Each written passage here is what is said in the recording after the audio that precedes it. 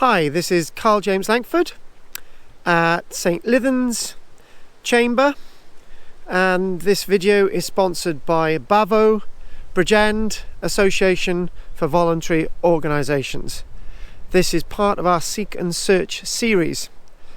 This is my first after the lockdown lifted coronavirus video, and sort of going up, and at the site there's a CADU, Vale Morgan funded information, explore and more, and we will look at the burial chamber, and lots of what I will be saying will probably be slightly different from what's on the board. So let's sort of go into the field through the stile, and immediately met by some cows.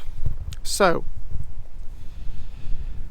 if you look over there, you can see a ridge leading to the chamber, and the reason why I'm referring to it as a chamber is that there's some schools of thought out there now that these may not have initially been perceived as being burial chambers.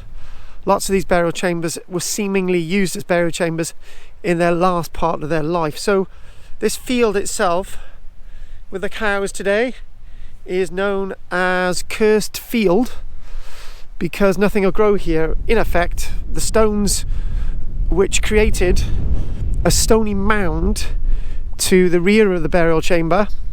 So you're talking, I'm going southwards now. So that's in a western direction where the horse is moving. The cow is moving over now. Can't get my animals right. Lot of wind, hopefully it's still picking up. And so we got the mound in the westerly direction, and we're pointing south at this minute. We've come from the north, and there have been archaeological excavations at this site.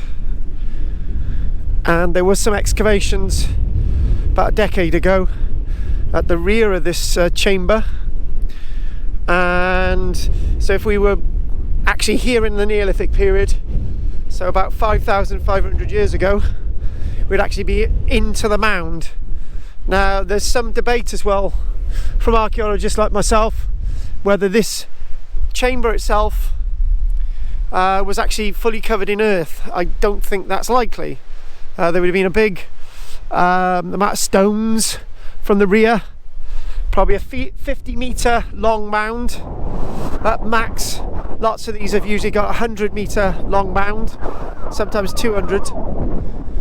And we're sort of going, so we've got what we have at this site. We have a capstone itself, really chunky capstone. That's, if you compare this with the weight at the one at Tinkinswood, which I'll be doing another video of someday, so that's between 45 and 50 tons in weight.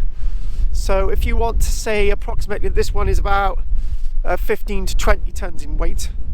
So these three stones, so you've got the one upright, the southern upright, so we sort of want to go all around this,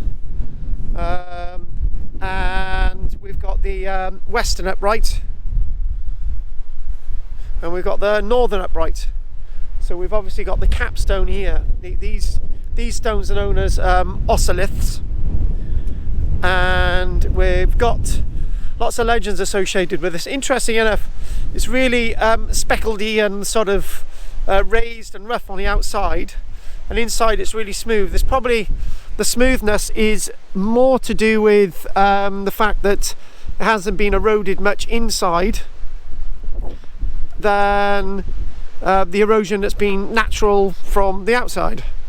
But there is another theory going out there that it was deliberately smoothed on the inside, but when you're talking about this is 5,500 years ago that this last saw action.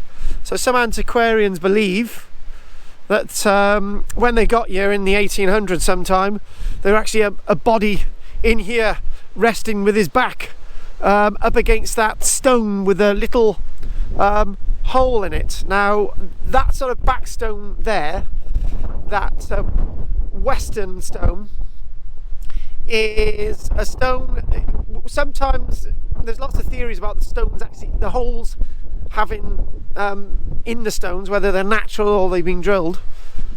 And there's a theory on Orkney with similar sites that those stones themselves were used for people to talk into the earth, talk into the stone behind. This is what we're sort of talking about. They did actually find evidence of bones and bits of pottery and so on when they excavated here back about a decade ago. And sort of looking over again, sort of panning over, another sort of area of interest is those trees in the distance. Now that's rather interesting. It's a circular arrangement of trees. So this is Karl-James Langford, very, very windy. Hopefully this is going to be picking up. It's been a bit of a distraction actually at St. Lythans burial chamber. And thank you for watching this video today. Thank you.